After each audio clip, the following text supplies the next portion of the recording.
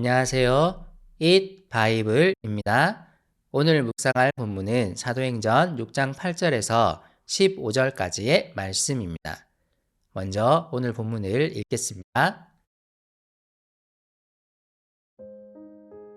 스데반은 은혜와 능력이 충만해서 백성 가운데서 놀라운 일과 큰 기적을 행하고 있었다. 그때 구레네 사람과 알렉산드리아 사람과 길리기아와 아시아에서 온 사람으로 구성된 이른바 리보디노 해당에 소속된 사람들 가운데에서 몇이 들고 일어나서 스데반과 논쟁을 벌였다. 그러나 스데반이 지혜와 성령으로 말하므로 그들은 스데반을 당해낼 수 없었다. 그러므로 그들은 사람들을 선동하여 스데반이 모세와 하나님을 모독하는 말을 하는 것을 우리가 들었습니다 하고 말하게 하였다. 그리고 백성과 장로들과 율법학자들을 부추기고 스데반에게로 몰려가 그를 붙잡아서 공의회로 끌고 왔다. 그리고 거짓 증인들을 세워서 이렇게 말하게 하였다. 이 사람은 쉴 새 없이 이 거룩한 곳과 율법을 거슬러 말을 합니다. 이 사람이 나사렛 예수가 이곳을 헐고 또 모세가 우리에게 전하여 준 규례를 뜯어 고칠 것이라고 말하는 것을 우리가 들었습니다. 공회에 앉아있는 사람들이 모두 스데반을 주목하여 보니 그 얼굴이 천사의 얼굴 같았다. 외부의 핍박은 점점 강도가 강해지고 있었고 교회 내부에서도 여러 어려움들이 발생하고 있었지만 성령의 역사는 계속되고 있었습니다. 믿는 사람들은 점점 늘어나고 있었습니다. 사도들 외에도 교회 지도자들이 세워졌고 이들에 의해서 복음은 더 퍼져나가고 있었습니다. 오늘 이야기는 스데반이라는 사람을 통해 일어나고 있는 복음 전파에 대한 이야기입니다. 스데반은 구제를 위해 세워진 7명 중 한 사람이었습니다. 그는 성령의 은혜와 능력이 충만한 사람이었습니다. 사람들을 구제하는 것이 그에게 1차적으로 맡겨진 임무였지만 성령의 은혜는 여기에만 한정되지 않았습니다. 그는 사도들처럼 놀라운 일과 큰 기적을 행하고 있었습니다. 당시 사도들은 주로 예루살렘 성전에서 복음을 전했습니다. 오늘 이야기에서 인상적인 부분은 스데반이 예루살렘 지역에 있는 회당으로 가서 복음을 전하고 있는 장면입니다. 복음은 예루살렘 성전으로부터 시작하여 이제 회당으로도 퍼져나가고 있습니다. 스데반이 전도했던 회당의 이름은 리버디노, 곧 자유민의 회당이었습니다. 이 이름을 볼 때 아마 이 회당은 노예의 신분으로부터 해방된 사람들이 모이는 곳이었을 것입니다. 이들은 디아스포라 유대인으로서 헬라 지역에서 노예 생활을 하다가 해방된 후 다시 예루살렘으로 돌아온 자들이었을 것입니다. 스데반은 이들에게 복음을 전하고 있습니다.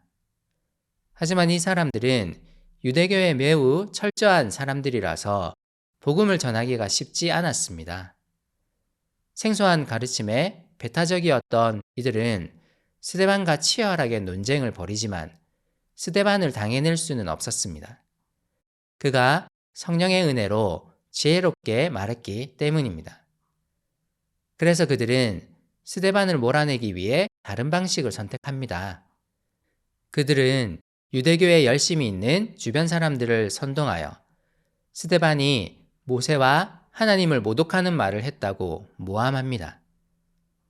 그들은 장로들과 율법학자들까지 찾아가서 스데반에게 벌 줄 것을 부추깁니다.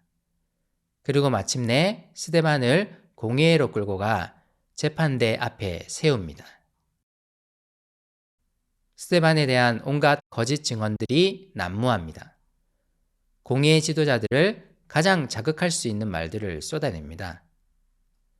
스데반이 쉴 새 없이 거룩한 곳, 곧 성전과 율법을 거슬러 말했다는 비난이었습니다. 스데반이 섬기는 나사렛 예수가 예루살렘 성전을 헐고 모세가 이스라엘 백성들에게 전해준 율법을 뜯어 고칠 것이라는 말을 했고 스데반 역시 이 말을 했다는 비난이었습니다. 사실 스데반은 예수님의 말씀을 그대로 전했을 뿐입니다. 그는 이를 통해 이제 예수 그리스도를 통한 새로운 질서가 왔음을 선포했습니다. 하지만 공의의 사람들은 이것을 받아들일 수 없었습니다. 그들의 기존 질서가 해체될 것을 두려워했기 때문입니다. 또한 오늘 본문은 인상적인 표현으로 마무리되는데요. 공의의 앞에 선 스데반의 얼굴이 그곳에 모인 사람들이 보기에 천사의 얼굴 같았다고 묘사됩니다.